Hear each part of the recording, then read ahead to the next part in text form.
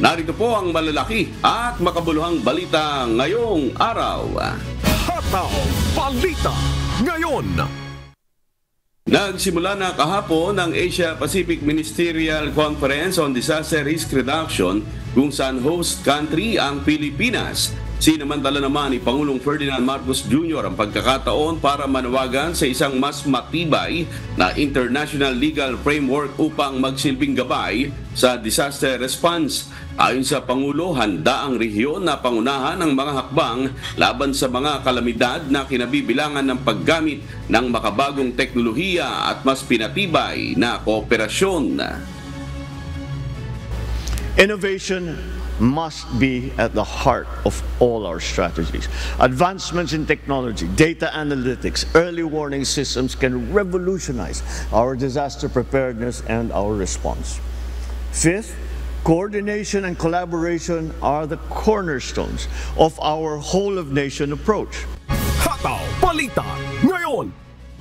Nais nang imbitahin sa susunod na pagdinig ng House Quadcom ang Commission on Audit para imbestigahan ang potensyal na maling paggamit ng intelligence fund ng administrasyon ni dating Pangulong Rodrigo Duterte. Ito ay matapos ang pahayag ni Royina Garma ukol sa umano'y cash reward system sa drug war ng Duterte administration. Naniniwala ang ilang mambabatas na posibleng nagmula ang pondo sa Intel funds ng dating Pangulo at ng Philippine National Police. There are operations being implemented by the administration or former administration o kahit ngayong administration na kapag police operation o kaya military operation, gagamit ka ng Intel fund. Yun din yan ang ginagamit natin So, kaya lumabas na investigahan yung Intel fund ng former president because Rohina Garma told us na doon ang galing sa Malacanang yung pera. So, we need to find out saan talaga kinuha yung pera. And we're pretty sure doon yun sa Intel fund. Hataw Balita ngayon. Nakahanda na ang affidavit ng biyuda ni retired General Wesley Barayuga para sa reklamong murder laban sa mga itinuturong sangkot sa pagpatay sa dating PCSO official. Ang mga personalidad na kabilang sa reklamo ay sina dating NAPOLCOM Commissioner Edelberto Leonardo at dating PCSO General Manager Royina Garma na umano'y nagutos ng pagpatay. Kasama rin magsasampa ng reklamo ang driver ni Barayuga para sa kasong frustrated murder dahil sa kanyang pagkakaligtas sa insidente. Samantala, tiniyak ng Philippine National Police na bagamat aminadong nalulungkot sila sa pagkakasangkot ng ilan sa mga kanilang mga kasamahan, ay masusi pa rin nilang iimbestigahan ang kaso. Hataw Balita ngayon. Pinabulaanan ng Office of the Vice President ang naging pahayag ni DSWD Secretary Rex Gatchalian na tinutugunan ng kagawaran ng lahat ng referrals na kanilang natatanggap. Ayon kay OBP Director for Operations Norman Baloro, inaccurate at misleading ito dahil tinanggihan umano ng ahensya na matugunan ang hiling na tulong ng OBP para sa mga apektado ng African Swine Flu. May malinaw rin na ebidensya mula sa iba't ibang satellite office ng OBP na ang ilan nilang nirefer ay hindi pinansin ng iba't ibang regional office ng DSWD. Matatandaan nung Lunes sa budget hearing ng Senado, sinabi ni DSWD Rex Gatchalian na tinanggap ng ahensya ang lahat ng referral mula sa OBP. Madam Chair, with me is Assistant Secretary Ulysses Aguilar. He's the one that handles the referrals from the Office of the Vice President. Ang sabi niya, wala rin ho siyang alam kasi lahat naman ng referral daw nila malugod namin tinatanggap. Hataw Balita ngayon. Sa pagdinig ng Senado sa budget ng Department of Tourism para sa susunod na taon, nabanggit ni Senator Loren Legarda ang advertisement material ng ahensya kung saan mali ang lokasyon ng Banawe Rice Terraces sa poster ng DOT sa Ninoy Aquino International Airport. Pagtitiyak naman ni Tourism Secretary Cristina Frasco na nang makarating sa kanilang kaalaman ng issue ay agad nilang pinaalis ang erroneous ads. Dagdag pa ng kalihim, dumadaan na ngayon sa maingat at mahaba-habang pagsusuri ang lahat ng advertising materials upang maiwasang maulit pa ang ganitong pagkakamali. Nagpaalala naman si Senator Loren Legarda na maging mas maingat ang ahensya sa ganitong mga insidente upang maiwasan ang kalituhan at kahihiyan.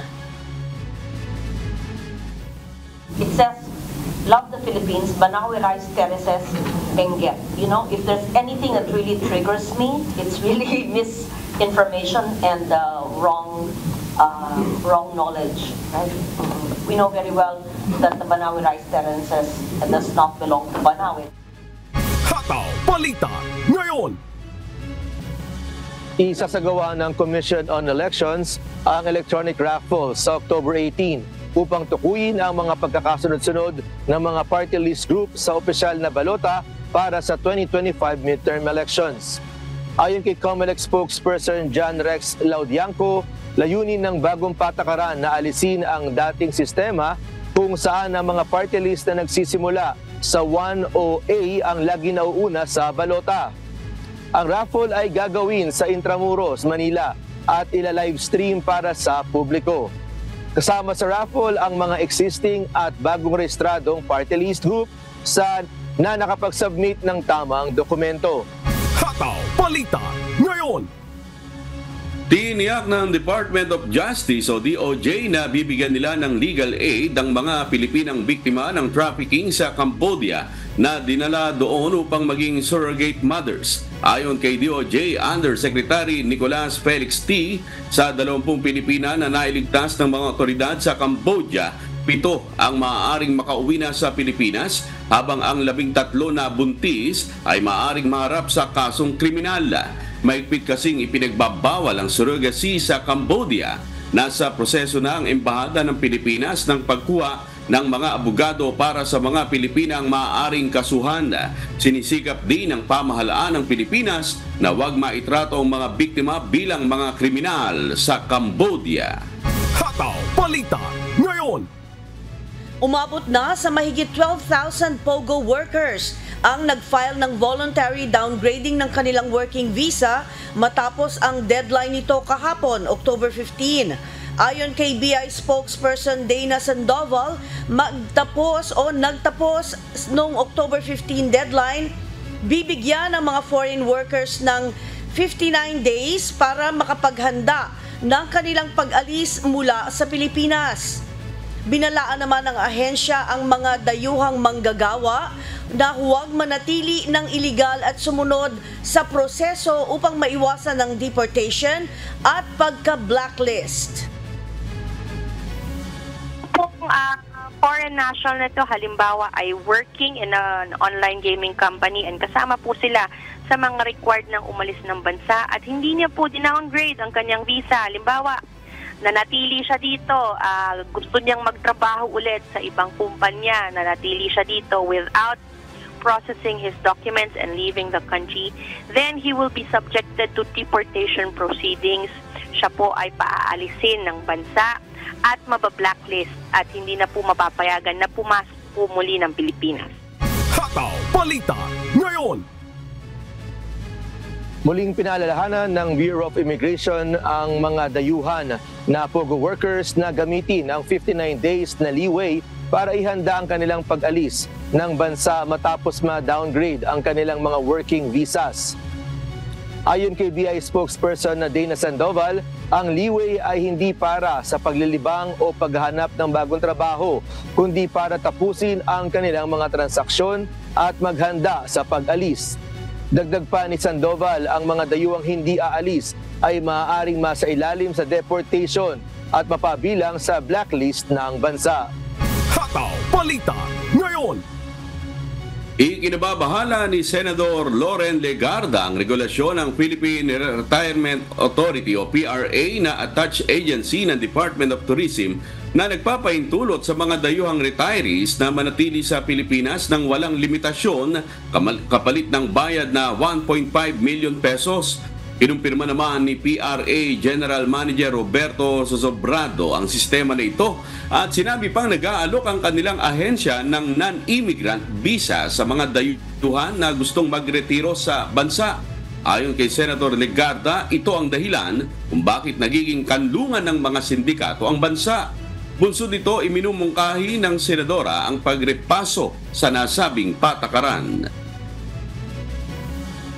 Because it's a balancing act between attracting retirees at the same time the security issues brought about by foreign nationals who do criminal activities in our country.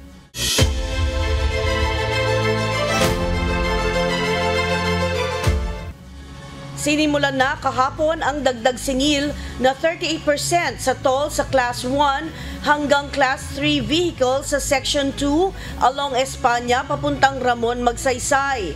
Aprobado ito ng Toll Regulatory Board o TRB para mabayaran ang mga ginastos sa pagpapagawa ng ilang bahagi ng Endless SC-TEX Road Connector.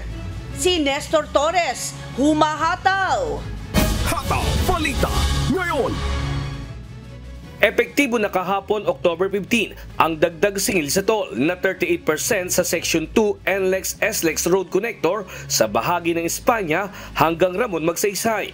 Ayon kay Toll Regulatory Board spokesperson Julius Corpus, halos isang taon na nagawa ang proyekto at may haba itong 1.84 kilometers at nagsimulang mag-operate noon pang October 28, 2023. Matapos ang isang taon ay kinakailangan na rin nilang dagdagan ang singil para mabayaran na ang bilyong pisong ginastos sa road connector. Malaki ang adjustment sa singil sa mga motorista. Sa Class 1 vehicles na regular car at SUVs, ang dating 86 pesos na singil, ngayon ay 119 pesos na. Sa Class 2 vehicles o mga bus at small trucks, mula sa dating 215 pesos, ngayon ay 302 pesos. Habang sa Class 3 naman na malalaking trucks, dating 299, ngayon ay 418 pesos na. Nagpaalala naman ang TRB sa mga gumagamit ng NLEX-SLEX Road Connector sa mga motorista. Yung pong mga gumagamit itong ating NLEX-SLEX Connector Road Project, sana ho'y maunawaan ninyo na meron naman po kayong additional na length na inyong nagagamit na ngayon. Noon pang, in fact, last year pa, halos isang taon, na hindi naman po sila naningilo nakapagdagdag singil for completing that portion.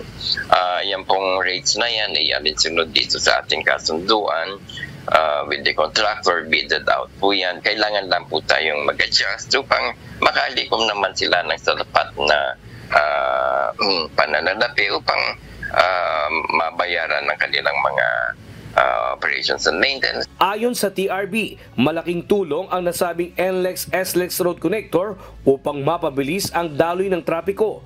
Target namang matapos ang Section 2 na aabot sa Laguna, subalit wala pa silang anunsyo kung kailan ito matatapos.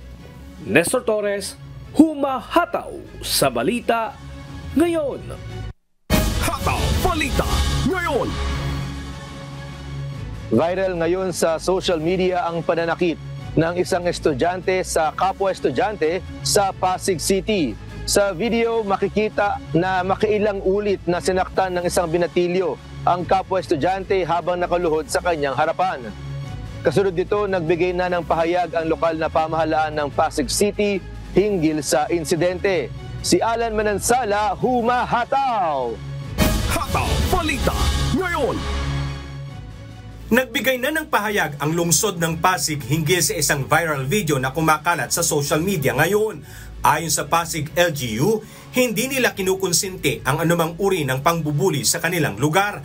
Nakikipag-ugnayan na umano sila sa Schools Division Office ng Pasig na may pangunahing jurisdiksyon upang imbestigahan, lutasin at magreseta ng karagdagang mga interbensyon upang tugunan ang pambubuli sa loob at labas ng paaralang kinasasangkutan ng mga estudyante sa viral video.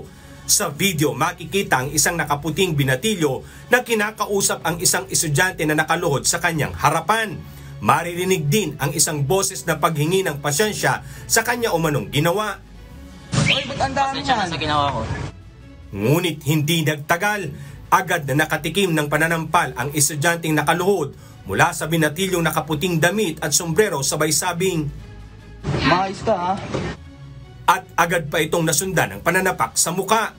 Bukod sa estudyanteng nakaluhod, makikita din sa video ang ilan pang mga estudyante na nakapaligid habang pinapanood ang ginagawa ng lalaking nakaputi. Maririnig din ang mga boses ng ilan pang mga kalalakihan na nasa paligid. At sa ikatlong pagkakataon, muling nakatikim ng suntok sa muka ang estudyante. Sa impormasyon, nangyari ang insidente sa Carucho Street, Barangay Kanyugan, na kinasasangkutan ng estudyante at pawang minor de edad.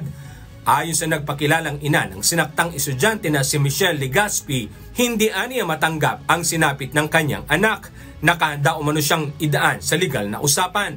Ang viral video ay nag-ugat umano sa kumakalat na malalaswang usapan sa pagitan ng kasinta ng sospek at ng biktima. Sinusubukan na ngayon ng UNTV News na kunan ng pahayag ang magkabilang panig ukol dito.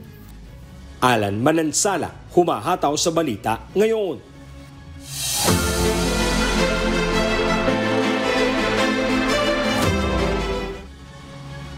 Patuloy ang pagbabantay ng Provincial Veterinary Office o PVET sa iba't ibang bayan ng Cagayan upang maiwasan ang mga kaso ng bird flu sa probinsya.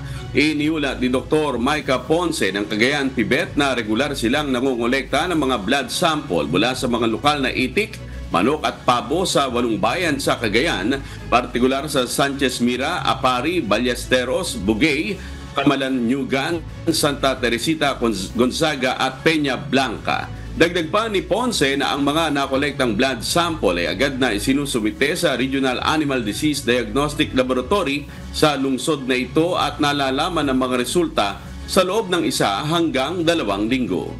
Hataw Balita ngayon! Kinakikitaan ng magkakasunod na aktibidad ang Mount Taal kahapon, October 15. Ayon sa PHIVOLCS, indikasyon ito na may tuloy-tuloy na paggalaw sa ilalim ng bulkan.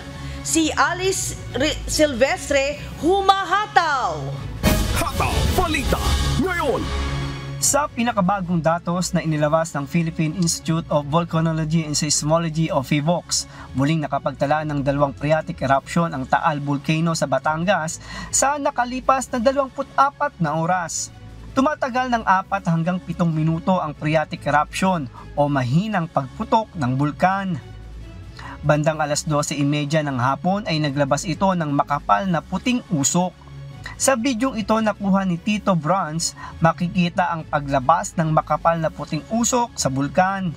Gayunman, wala pang inilalabas na pahayag ang PHIVOLCS ukol dito. Pero ayon sa ahensya, bagamat mahihina lamang ang pinapakitang aktibidad ng Bulkang Taal, hindi pa rin inaalis ng ahensya ang posibleng biglaang pagsabog, pagkakaroon ng volcanic earthquake, maninipis na ashfall at pag-ipon o pagbuga ng mga nakalalasong gas. Kaya't ipinagbabawal pa rin ang pagpasok sa Taal Volcano Island o TVI, lalo na sa main crater at daang Castilla Fissures at pamamalagi sa lawa ng Taal. Ipinagbabawal din ang paglipad ng anumang uri ng aircraft sa tuktok ng bulkan. Ari Silvestre, humahataw sa balita ngayon!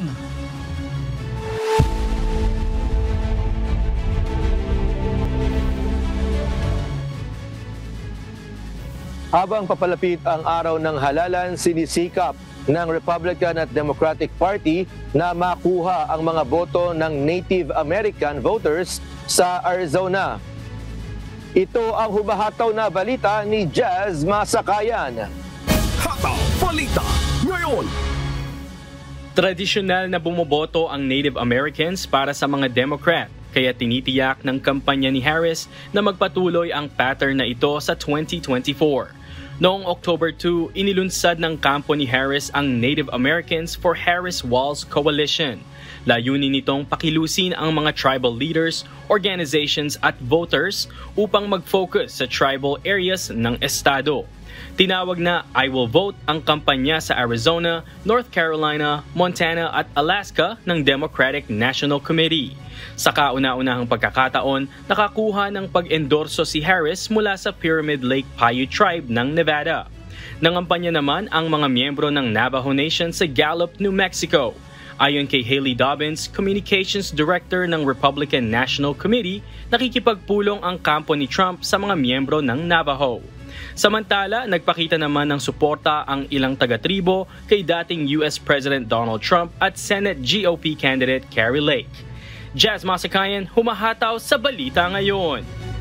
Hataw Balita Ngayon! Binabantayan ng National Hurricane Center ang mga area of active weather sa Atlantic at Caribbean Sea na may posibilidad na maging mga bagong bagyo. Ito ang humahataw na balita ni Abby Valdez. Hataw Balita Ngayon! Sinusubaybayan ng National Hurricane Center o NHC sa Miami ang isang area of active weather sa kanluran ng Cabo Verde Island sa Atlantic na may potensyal na maging bagyo. Ayon kay Anthony Reynes, isang senior forecaster mula sa NHC, ang low pressure area ay tinawag nila na AL94 at kumikilos ito patungong kanluran. Ang mas mainit na tubig at environmental conditions ay maaaring maging paborable upang mabuo ito bilang isang tropical depression. Mayroong 10% chance na mabuo ang AL94 sa susunod na 48 hours at 60% chance sa susunod na 7 araw habang ito ay malapit sa Leeward Islands. Bukod sa AL94, binabantayan din ng mga meteorologists ang isa pang low pressure area. Ayon sa AccuWeather, maaaring mabuo ang bagyo sa kanlurang bahagi ng Caribbean Sea pagsapit ng kalagitnaan o katapusan ng linggo. May 20% chance na mabuo ang bagyo na may dalawang posibleng ruta. Maaaring patungo ito sa kanluran sa Central America at Timog ng Mexico o patungo sa Florida na isang mas nakababahalang sitwasyon. Abby Valdez, humahataw sa Balita Ngayon. Hataw Balita Ngayon! Namataan ng Ministry of National Defense ng Taiwan ang 153 Chinese military aircraft sa loob lamang ng isang araw na nagpapakita ng aktibidad ng militar ng China malapit sa isla. Ito ang humahataw na balita ni Axis Salem. Hataw Balita Ngayon! Nakapagtala ang Ministry of Defense ng Taiwan ng hindi bababa sa 153 Chinese military aircraft sa paligid ng isla. Nagsagawa ang China ng Joint SOAR 2024B drills noong Lunes upang magbabala laban sa separatist acts kasunod ng kontrobersyal na National Day speech ni Taiwan President Lai Ching-te. Sa 153 Chinese military aircraft na namataan, 28 dito ang tumawid sa sensitibong median line ng Taiwan Strait, isang bagay na hindi kinikilala ng China. Binigyang diin naman ni Chinese Premier Cho Jung-tai na ang mga drill ng China na maaaring makasira sa kapayapaan at katatagan sa rehiyon ay hindi lamang nakakaapekto sa Taiwan kundi pati na rin sa mga international navigational rights and air and sea space. Sinabi ni Oriana Skylar Mastro, isang political scientist mula sa Stanford University, na ang mga pagsasani ng China sa paligid ng Taiwan ay nagiging malawak at mas sopistikado, naglalayong ipakita sa Taiwan ang napakalaking kakayahan ng militar nito. Axis Salem, humahataw sa Balita Ngayon!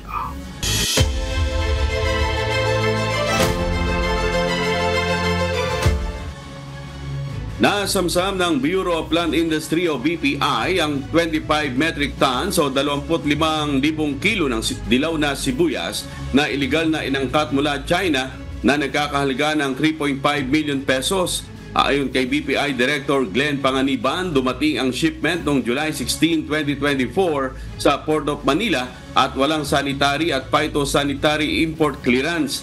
Ipinatigil ito ng Bureau of Customs matapos i-alerto ng BPI. Nagbabala si Panganiban na may panganib sa kalusugan ang pagkonsumo ng mga iligal na inangkat na produktong agrikultural dahil maaaring mataas ang pesticide residue o may masamang microorganism content. Hataw Balita Ngayon! Naglaan ng House of Representatives ng 39.8 billion pesos na ayuda para sa Kapos ang Kita Program o AKAP sa ilalim ng panukalang 6.325 trillion peso budget para sa susunod na taon. 3 beses itong mas mataas kumpara sa kasalukuyang pondo ng programa dahil na rin sa panawagan ng publiko. Ang AKAP ay nagbibigay ng tulong pinansyal sa mga kumikita ng mababa sa 21,000 pesos kada buwan. Bahagi ito ng 292 billion peso fund na inilaan para sa mga social programs sa 2025. Kasalukuyan pang dinidinig ang panukalang budget sa Senado para sa karagdagang talakayan. Hataw Balita Ngayon. Tumatanggap na muli ang Philippine Postal Corporation o PhilPost ng mga aplikasyon para sa Postal ID matapos itong masuspinde noong March 10, 2023 dahil sa technical issue. Kinakailangang personal na magtungo ang mga aplikante sa mga piling post office branches para mag-apply. Huwag kalimutang magdala ng mga dokumento tulad ng proof of identity at proof of address para sa first-time applicants at para naman sa mga renewal, kinakailangan ang lumang postal ID. Ang application fee para sa postal ID ay nagkakahalaga ng 550 pesos. Hataw Balita Ngayon.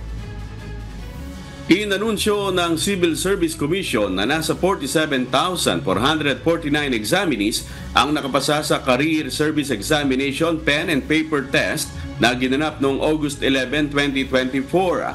Sa 296,758 na nag-take ng exam, 42,812 ang nakapasa sa professional level na may passing rate na 14.43%. Habang 4,637 naman ang pumasa sa professional level na may passing rate na 14.18%. Nanguna ang National Capital Region o NCR sa pinakamataas na passing rate na 18.96% na sinundan ng Central Luzon na may 18.73% passing rate at Calabarzon na may 17.56%. Maaring tingnan ng mga examinees o ng mga examinees ang kanilang mga resulta sa pamamagitan ng CSC Examination Portal bago ang October 27, 2024. Isang bagong batas na naglalayong pigilan ang biglaang pagtaas ng presyo ng gasolina ang nilagdaan ni California Governor Gavin Newsom. Ang hakbang na ito ay bahagi ng patuloy na pagsisikap ng Estado na i-regulate ang presyo ng enerhiya at tugunan ang epekto ng climate change. Ito ang humahataw na balita ni Noni Ramos. Hataw Balita Ngayon. Nilagdaan ni Governor Gavin Newsom ang bagong batas noong Lunes na dinisenyo upang maiwasan ang biglaang pagtaas ng presyo ng gasolina, isang hakbang na dumating sa gitna ng patuloy na tensyon sa industriya ng langis. Binibigyan ng kapangyarihan ng batas ang mga energy regulator na tiyaking may sapat na supply ng gasolina ang mga refinery. Nagbabayad ang mga Californian ng pinakamataas na presyo ng gasolina sa buong Estados Unidos. Ayon sa American Automobile Association o AAA, ang karaniwang presyo ng regular unleaded gas sa estado ay nasa $4.68 o 270 pesos kada galon, kumpara sa pambansang average na $3.20 o 184 pesos. Tinatayang makatitipid ng bilyong-bilyong dolyar ang mga mamamayan sa pamamagitan ng bagong regulasyon na ito, habang ang ilang grupo na tutol sa batas ay nagsasabing maaaring magdulot ito ng mas mataas na presyo ng gasolina at panganib sa mga manggagawa dahil sa dagdag na regulasyon sa mga refinery. Binatikos ni Newsom ang industriya ng langis na anyay patuloy na nagpapakalat ng maling impormasyon upang harangin ang pagpasa ng batas. Gayunpaman, naninindigan siyang walang kinalaman ng politika sa bagong hakbang na ito. Noni Ramos, humahataw sa balita ngayon. Hataw Balita Ngayon. Naghahanda na ang pamahalaan ng Australia na ipagbawal ang mga debit card fees kasabay ng pag-uutos nito sa consumer watchdog na siyasatin ang mga dagdag na singil sa paggamit ng debit cards sa nalalapit na pag-overhaul ng sistema ng transaction charges sa bansa. Ito ang humahataw na balita ni Early Briones. Hataw Balita Ngayon. Hindi na magbabayad ng debit card fees ang mga mamimili sa Australia sa tuwing gagamit sila ng kanilang debit card habang mananatili pa rin ang credit card fees. Ayon ito sa bagong panukala ng isinusulong ng Albanese government upang mapagaan ang cost of living para sa mga mamimili at mga maliliit na negosyo. Kasabay nito ang pagbibigay ng pamahalaan ng $2.1 million sa Australian Competition and Consumer Commission upang siyasatin ang mga illegal at hindi makatarungang surcharges sa paggamit ng debit cards sa bansa. Ayon kay Australian Labor Treasurer Jim Chalmers, nakadesenyo ang naturang hakbang upang magkaroon ng isang magandang deal sa mga consumers, mabawasan ang mga gastos ng maliliit na negosyo at upang isulong ang isang competitive na sistema ng pagbabayad. Dagdag pa niya na handa ang pamahalaan na ipagbawal ang mga dagdag singil sa debit card upang matiyak na parehong makikinabang ang mga mamimili at maliliit na negosyo rito. Early Briones, humahataw sa balita ngayon. Hataw Balita ngayon.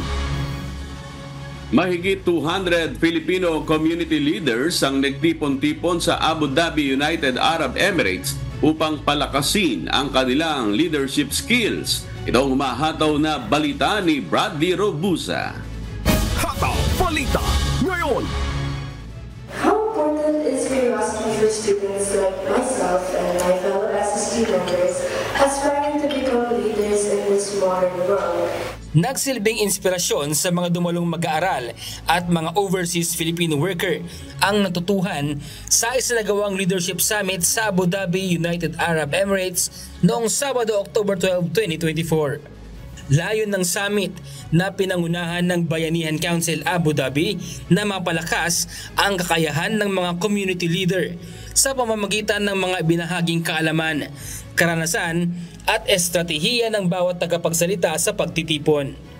Isa sa mga nabanggit na mga speakers kanina is actually hindi lang isa o dalawang speakers. Ang sinabi doon is emotional intelligence and network. So very important yun na on this event, no? Kasi this is the time that you mingle with different leaders and emotional intelligence. And as you know, most of us Filipinos hindi magaling magsalita, no? Hindi magaling makipagtungo sa mga tao. But with this kind of gatherings, we will be able to encourage them, hindi na mahiya. Para kay Dr. Mary Jane, CEO ng Prime Group of Companies, isa sa pinakamahalagang katangian ng isang leader sa komunidad ang pagiging matyaga. I should not say that I'm already a successful kasi naman success is, there is no destiny for success or there is no ending for success. It's a continuous process. So the more na or habang nabubuhay tayo, dapat lagi tayo nag-aaral. And the more na nag-aaral ka, lagi kang maraming na-achieve. So focus, be determined, and be patient. Yun ang key. The word patient. Tinukoy naman ni Mayor Xiao ang oportunidad na muling makapagtrabaho ang mga kababayan nating nais nang bumalik sa Pilipinas. I believe that Philippines, especially Iligan, has all the opportunities for returning OFW. That I should say, yung administration natin ngayon is also very keen on hiring qualified OFW with vast experience in leadership, in management positions to help us. Samantala, sa kabila ng mahigit 400 failed job applications sa loob ng 11 buwan, hindi naman nawala ng pag-asa si Lance Joseph Cosca na ngayon ay isa ng astrophysicist sa Khalifa University sa Abu Dhabi. Ibinahagi rin ng 25-year-old Pinoy scientist ang isa sa kanilang ginawang proyekto, isang breathing machine na maaaring magamit sa planetang Mars. Siya ang tumatayong CEO ng Galaxir na isang space startup company na layong makapagbigay ng libreng edukasyon sa space science saan man sa mundo gamit lamang ang internet. Being an astrophysicist wasn't about being the smartest person in the room. It wasn't about being the best scientist that I could be.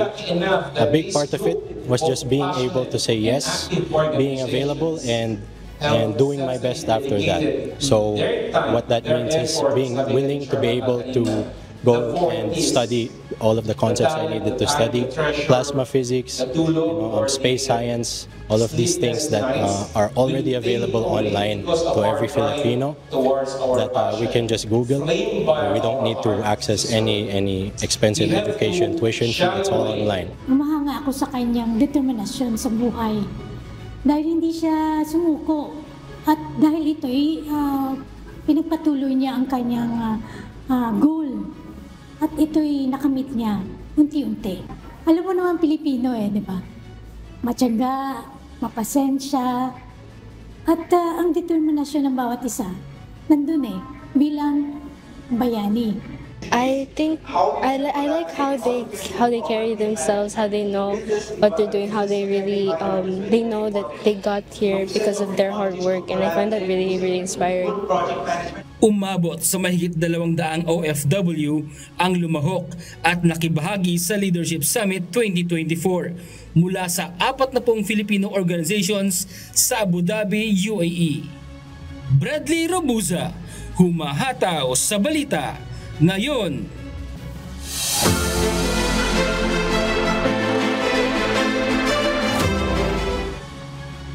Nasa Cebu City na ngayon ang isang German floating library para magbigay ng serbisyo sa mga Cebuano.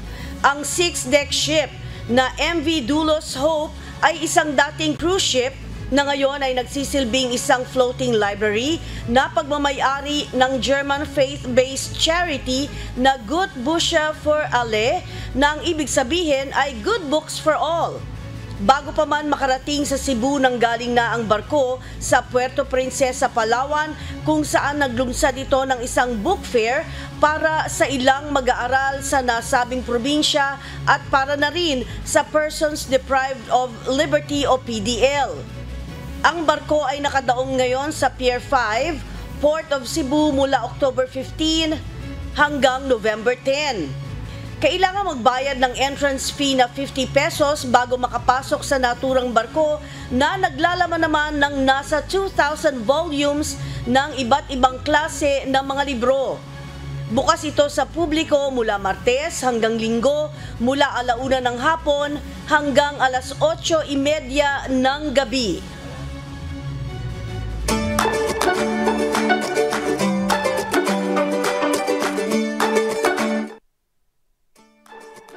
Best kept secret kung ituring ang isang resort at campsite sa Antique Province dahil sa hatid nitong 360 degrees Instagrammable view ng luntiang kabundukan.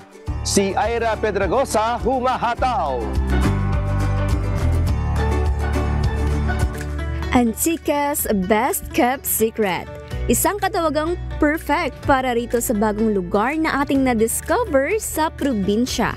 Matatagpuan ito just 5 kilometers away mula sa bayan ng Kulasi sa Sitio Bula, Upper Barangay, Kamansihan. Maituturing na hidden gem ang 22 hectares na mountain resort and campsite na Enrique Hill dahil matatagpuan ito sa kabundukan. Bida rito ang 360 Instagrammable view ng luntiang kabundukan sa lugar na tiyak na magpapaganda ng inyong araw. Ang maganda pa rito sa Enrique Hill because both sides has 360 degrees of Instagrammable view. Sa sunrise sa umaga, you can view it. Sa sunset sa hapon, you can also view it. It has a beautiful sunset with the 3 beautiful islands makita mo sa background sa sunset. At para malubos ng mga bakasyonista at turista ang sightseeing sa lugar, mayroon ditong mga viewing deck na pwedeng tambayan. Para naman sa mga coffee is life, suwabe ritong tumambay at mag-relax habang ninanamnam ang mainit at masarap na kape. No worries sa food dahil pwede ring magpaluto ng snacks o meals na gusto ninyong pagsaluhan ng pamilya o barkada. Sa mahihilig namang mag-photoshoot, abay di magpapahuli ang ganda ng lugar para sa inyong mga pictorial. No worries sa biyahe papunta sa resort dahil very accessible naman ang lugar, bagamat nasa kabundukan ay along the road at maganda ang daan papunta roon. Talagang ma-enjoy mo rito ang ultimate mountain viewing experience. Sa lunti ang paligid, preskong simoy ng hangin, at perfect place to forget your stress. Dito lang sa Antique's Best Kept Secret, ang Enrique Hill. Ira Pedregosa, humahataw sa balita ngayon.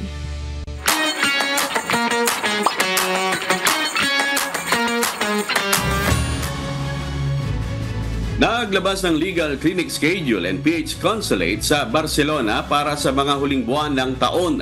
Muling magbubukas ang PH consulate sa Winnipeg, Canada mula November 13 ngayong taon. Ito ang humahataw na balita ni Lynn Perez. Hataw Balita ngayon! What's up, kabayan? Naglabas ng legal clinic schedule ang Philippine Consulate sa Barcelona para sa huling buwan ng taon. Ngayong buwan ay gaganapin ito sa October 19, alas 3:30 hanggang alas 4:30 ng hapon local time sa konsulado. Para sa iba pang impormasyon at registration link, bumisita lamang sa official Facebook page ng konsulado sa facebook.com/PH in Barcelona. Samantala, magkakaroon naman ng Pink Parade bilang suporta sa cancer research sa Italy. Naitala sa Northern Italy na cancer ang pangunahing sanhi ng kamatayan ng mga kababayang Pilipino sa lugar. Gaganapin ito sa October 20 sa mga nais sumali mag-register lamang sa pamamagitan ng pag-scan sa QR code na matatagpuan sa official Facebook page ng Philippine Consulate sa Milan sa facebook.com/PHL in Milan.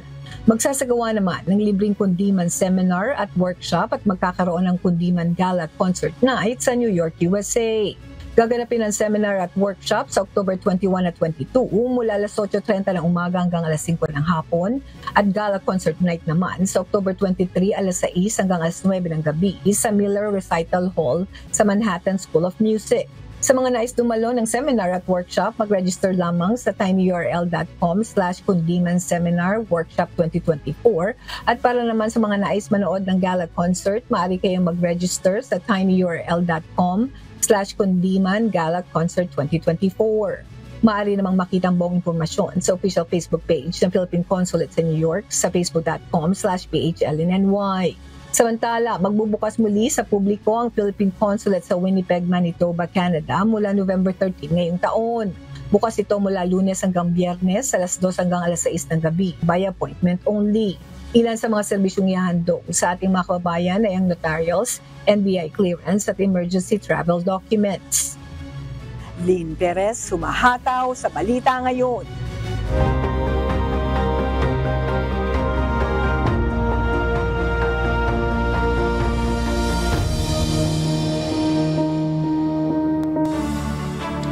Dinayo ng ilang MCGI volunteers mula pa sa Jacksonville, Florida at Chicago, Illinois ang ilang nasalanta ng Hurricane Milton sa Tampa upang magbigay ng pagkain at tumulong sa pagkukumpuni ng mga nasirang tahanan. Ito ang humahataw na balita ni Era Angeles. Bumiyahe ng lagpas 15 oras ang ilang volunteers ng MCGI mula Chicago nang mabalitaan nila ang pangangailangan ng mga nasalanta ng Hurricane Milton sa Tampa Bay area ng Florida. Bit-bit ang mga basic grocery items at construction tools, tinulungan nila ang iba pang MCGI volunteers mula sa Jacksonville, Florida upang kumpunihin ang mga nasirang bahagi ng bahay ng ilang residente at mag-abot ng pagkain sa mga nangangailangan. Thanks be to God, brother, for all of the help, and it's a very nice feeling that somebody else is out there, especially when you live alone like I do.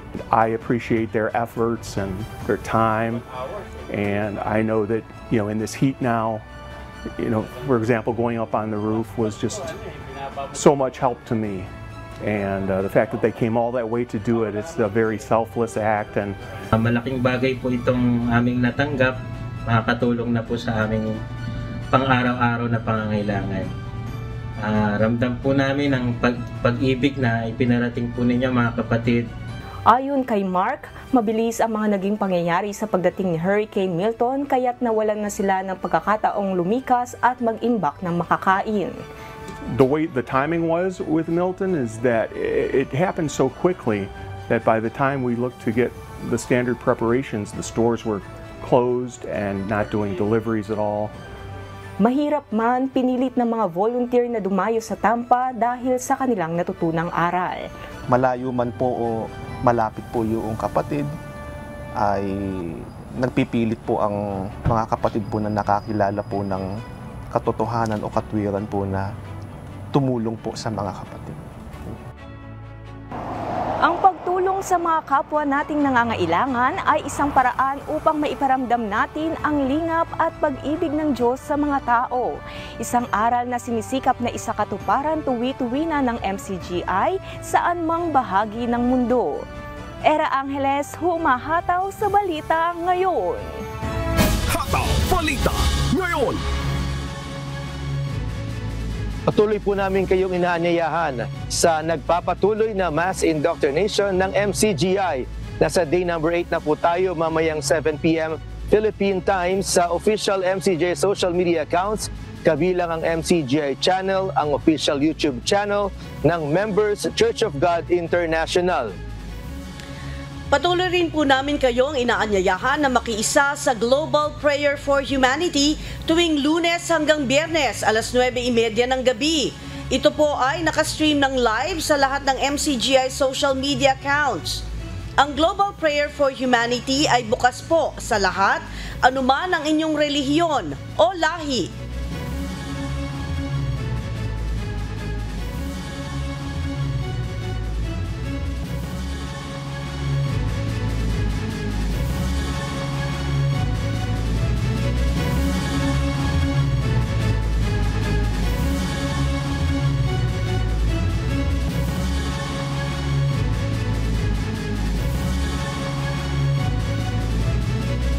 Nais balikan sa Hataw Balita ngayon, pwede niyo po itong muling mapanood sa aming mga official social media account.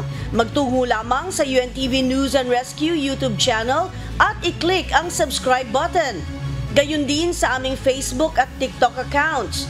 Mapapanood niyo rin po rito ang iba pang news programs ng UNTV, pati na ang iba pang video ng nag-iisang public service channel.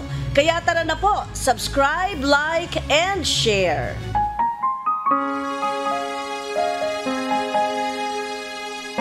At sa aming ibabahaging mga salita ng Diyos na ating sandigan, mula sa Kolosas, Kapitulo 3, talatang 23 hanggang 24. Anumang inyong ginagawa ay inyong gawin ng buong puso, na gaya ng sa Panginoon at hindi sa mga tao.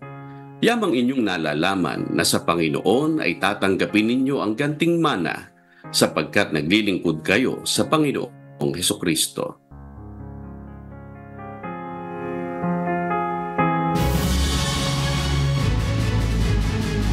At yan po ang mga humahataw na balita ngayong umaga ng Huwebes, ika-14 sa buwan o ika-16 sa buwan ng